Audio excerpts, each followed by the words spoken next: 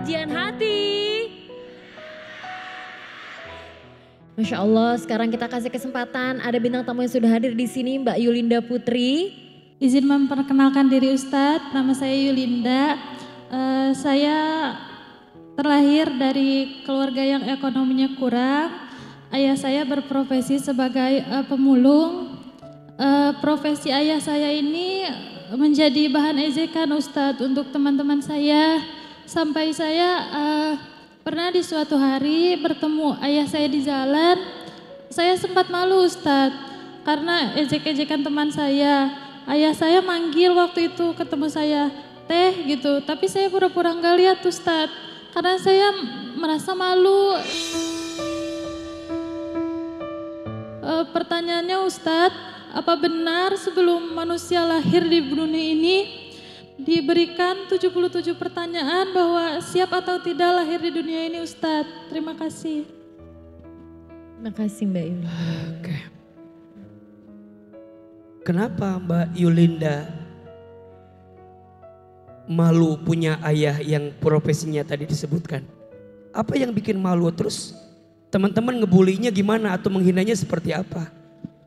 Dibilang dasar anak pemulung gitu. Terus kalau di kelas selalu diejekin gitu Ustadz. Bercandanya selalu bawa-bawa profesi ayah saya. Tapi mohon maaf sekarang ini Mbak sudah berkeluarga atau sudah bekerja? Bekerja Kak. Alhamdulillah dapat beasiswa kuliah dan Masya sekarang Allah. sudah bekerja. Sudah lulus sarjana? Diploma. Diploma, alhamdulillah. Masya Allah. Tapi Mbak Yulinda pernah bilang perasaan ini sama ayah. Aku tuh malu punya ayah sebagai pemulung dan segala macam. Pernah nggak bilang gitu sama ayah? Enggak pernah Ustadz, semenjak kejadian pernah ketemu di jalan sama ayah.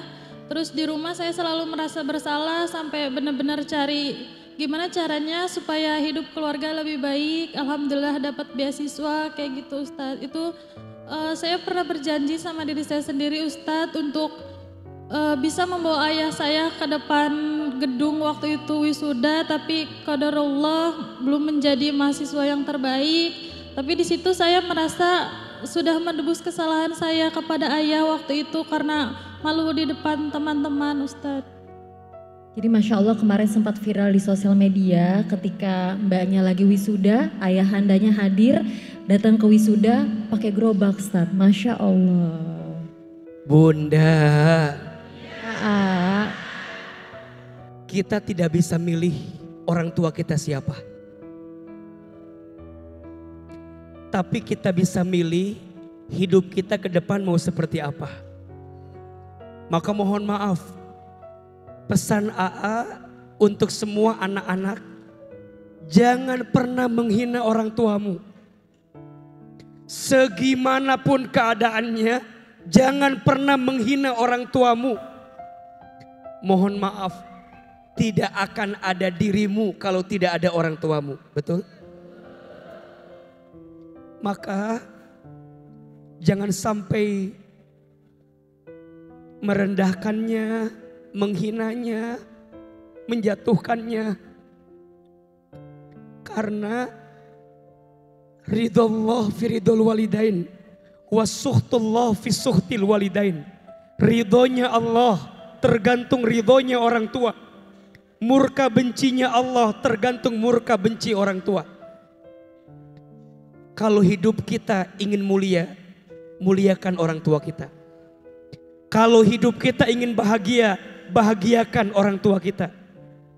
Sungguh pintu keberkahan hidupmu itu terletak pada kebaikanmu kepada orang tuamu.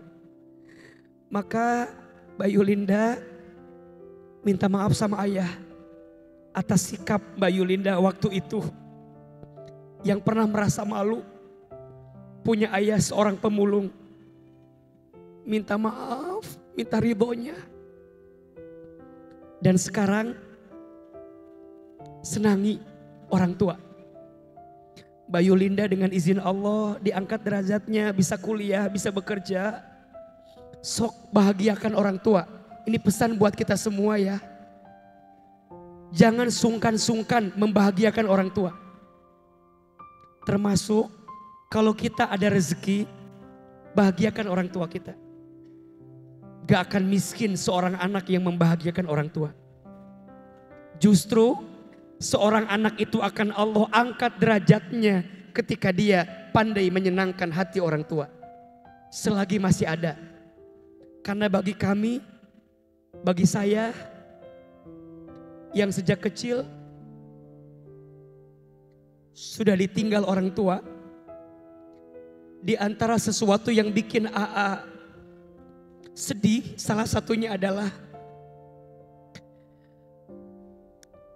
saya belum sempat menunjukkan apa yang Allah titipkan kepada saya hari ini di depan orang tua saya. Maka selagi masih ada, pegang erat-erat, jaga baik-baik. Karena setelah tiada, penyesalan akan ada di hati kita.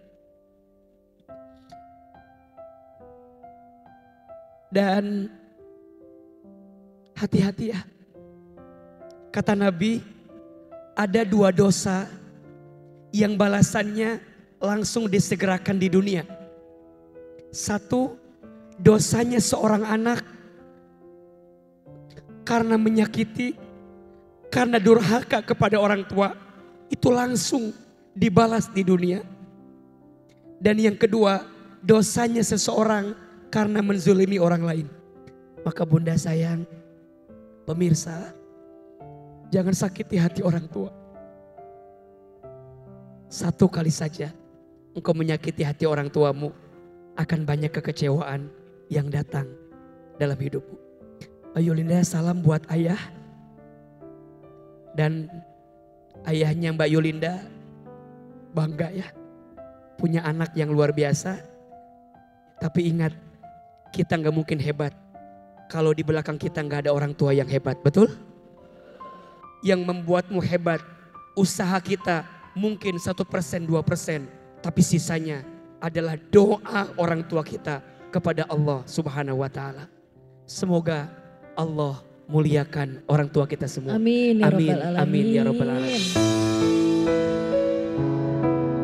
Kalau misalkan yang bikin sakit hati sih pasti banyak ya Bu gitu.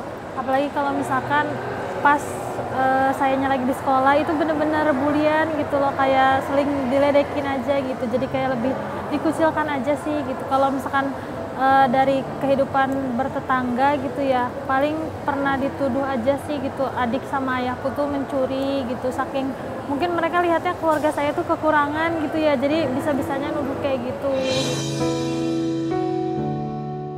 Karena ayah sih, ngelihat ayah, pernah lihat ayah di jalan, terus kayak lelahnya banget ayah gitu, sampai mukanya merah, badannya kurus gitu, kayak hitam gitu ya, karena kena panas. Itu yang bikin aku termotivasi, kalau ayah aja bisa nggak menyerah, kenapa aku harus menyerah.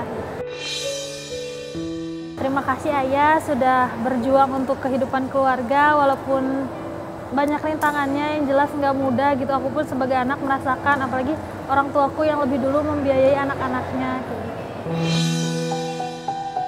Kajian hati.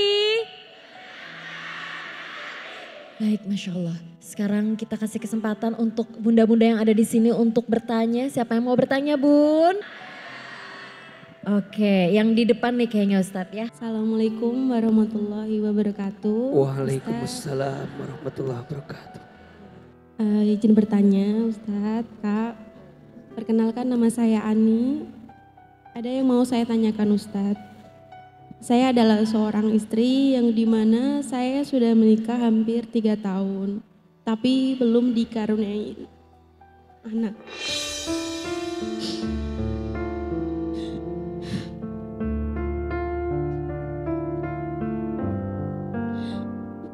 Segala macam omongan orang saya dengerin.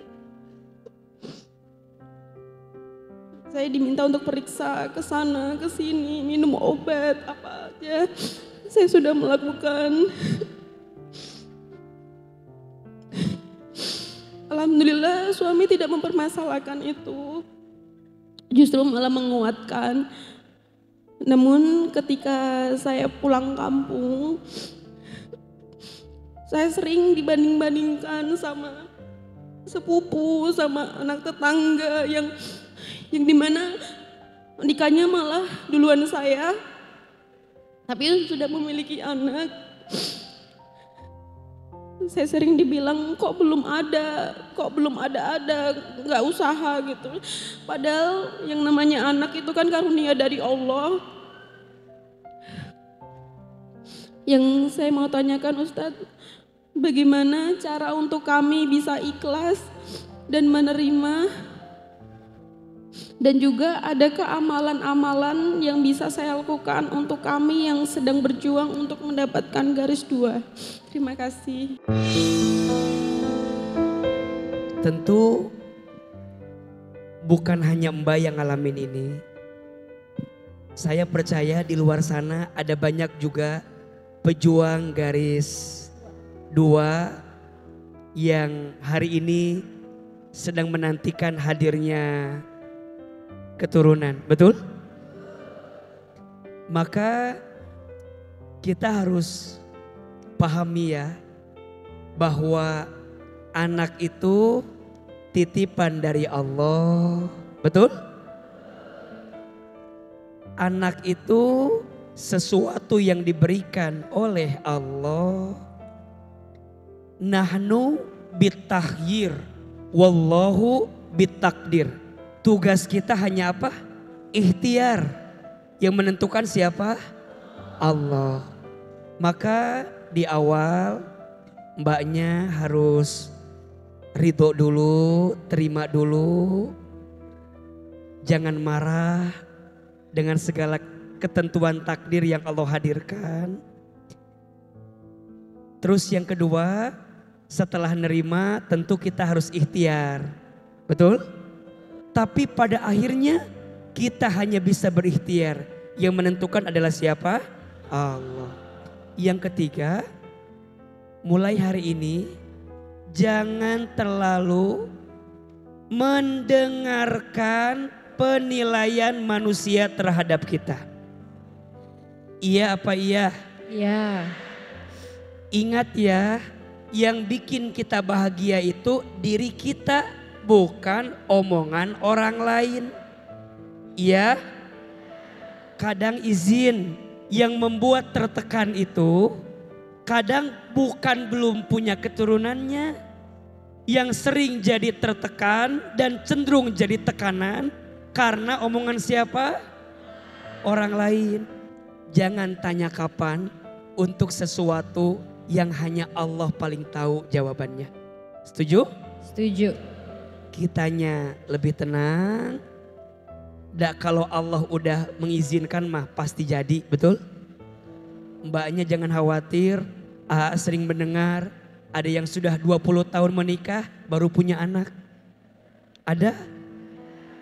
Ada yang 15 tahun menikah baru punya anak. Ada? Insya Allah selama ikhtiar kitanya terus maksimal, semoga Allah hadirkan kebaikan. Amin. Amin. Ya Rabbal Ya Rabbal Alamin. Alamin.